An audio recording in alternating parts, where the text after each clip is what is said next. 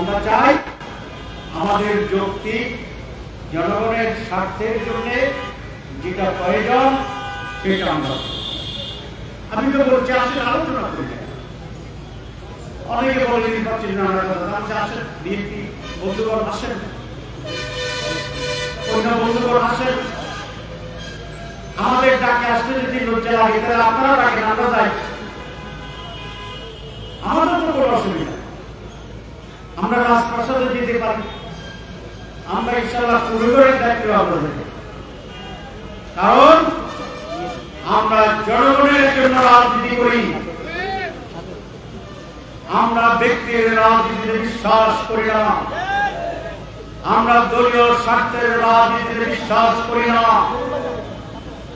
আমরা টেন্ডারবাজিতে পার্সেন্টেজ খাবারের রাজনীতিতে বিশ্বাস করি না, আমরা নমিনেশন বাণিজ্য করি না, আমরা দখলবাজি চাই না।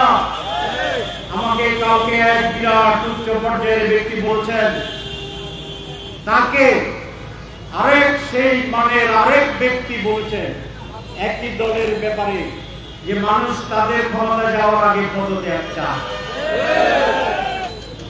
কি বলছি?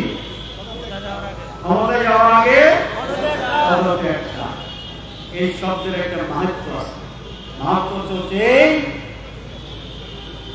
যে এখনই তারা এমন ভাবে আচরণ করতেছে জনগণের সাথে যেন তারা এখনই ক্ষমতায় আছে। ক্ষমতায় না থেকে ক্ষমতা ব্যবহার করাটা বৈধ না অবৈধ? সুতরাং আমরা সেই রাজনীতিকে বাংলাদেশ থেকে আর যেন না চলে সেরকম একটি সুষ্ঠু গুড গভর্নেন্স, প্রত্যেক মানুষের ভিতরে সাম্য এবং সততা, মানুষের ইজ্জত এবং নিরাপত্তা, মানুষের অধিকার, সকল দলের অধিকার, সকল মনের অধিকার, সকল পেশার অধিকার, সকল কৃষকের অধিকার। আমাকে বলে কৃষকদের জন্য আপনারা কি করবেন? আমরা কৃষকদেরকে বিনা সুদে লোন দিয়ে দেব। আপনারা জানেন 50,000 টাকা লোন নিয়েছে কৃষক, তার জন্য হাজার হাজার সার্টিফিকেট মামলা। জামাত ইসলামী যেদিন ক্ষমতায় যাবে, আমরা যদি নেয় ইনশাআল্লাহ আপনাদের সহযোগিতা, তখনই সুদের সার্টিফিকেট মামলা সভা রুদ্র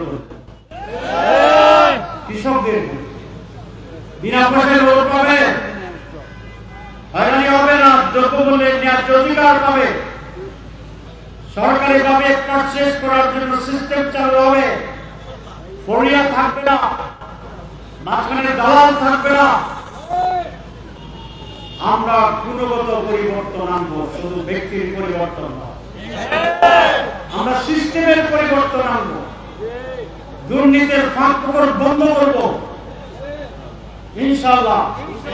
এমন এক বাংলাদেশ হবে ইনশাআল্লাহ, এদেশের মানুষ সত্যিটা আর কোনদিন দেখে না। আর ডিটেলস বলবো না আজকে, আরো কথা আছে, আরো কথা আছে ইনশাআল্লাহ বলবো। আজকে মানে সব বলতেছে কথা কিছু রিজার্ভ রাখেন, আমি তো এক রিজার্ভের কথা বলছিলাম। মুখ্য কথা হচ্ছে যে আমরা চাই সরকারকে, প্রশাসনের এখন যে ষড়যন্ত্র চলছে, মাননীয় প্রধান উপদেষ্টা আপনি এটা দেখান, আপনি এখানে মনোযোগ দেন, আপনি যাদের উপর দায়িত্ব দেন তারা দায়িত্ব সঠিক পালন করছে না, আমরা দেখছি, আমরা বলে দিচ্ছি আপনাকে এটা করতে হবে, নাহলে নির্বাচনের প্রশ্নবিদ্ধ হবে। এবং এই ক্ষেত্রে যে সমস্ত উপদেষ্টারা একটা দলের পক্ষ হয়ে ভিতর থেকে কাজ করছে তাদেরকে সরান। আপনি যদি নাম জানতে চান আমাদের কাছে আপনার লোকের মাধ্যমে আমরা নাম দিয়ে দেব। আর যদি আপনি মনে করেন যে এখন প্রয়োজন নাই, যা আছে তার সাথে আপনি সই, তাহলে এর জন্য আপনাকে আমরা দায়িত্ব নেওয়ার কথা বলবো, দিতে হবে। আর যদি না হয় বলে দিয়েছি, কথা হিসেবে বলে দেবো এবং প্রকাশ্যে বই দিলে যে বিপদ টেনে নিয়ে আসবে সেই দায়িত্ব আপনাদের নিতে হবে। এটা বন্ধ করো। 2 নভেম্বরের গণভোট দিন।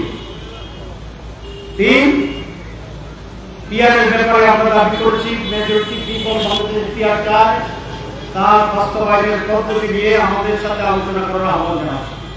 কিভাবে বাস্তবায়ন হবে আমরা আলোচনা করছি। আর খুনি এবং দায়ীদের যারাই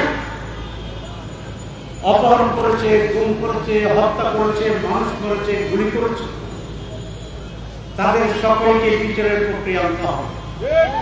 তবে আমরা বলেছি বিচার সেরকম হবে না যেরকম বিচারে আমাদের নেতা মতিউর নিজামীকে হত্যা করা হয়েছে, আমাদের নেতৃবৃন্দকে হত্যা করা হয়েছে। আমরা চাই সুষ্ঠু নির্বাচন, সুষ্ঠু বিচার। আমরা চাই ন্যায়পরায়ণ বিচার, প্রত্যেকের প্রতি যেন জাস্টিস করা হয়।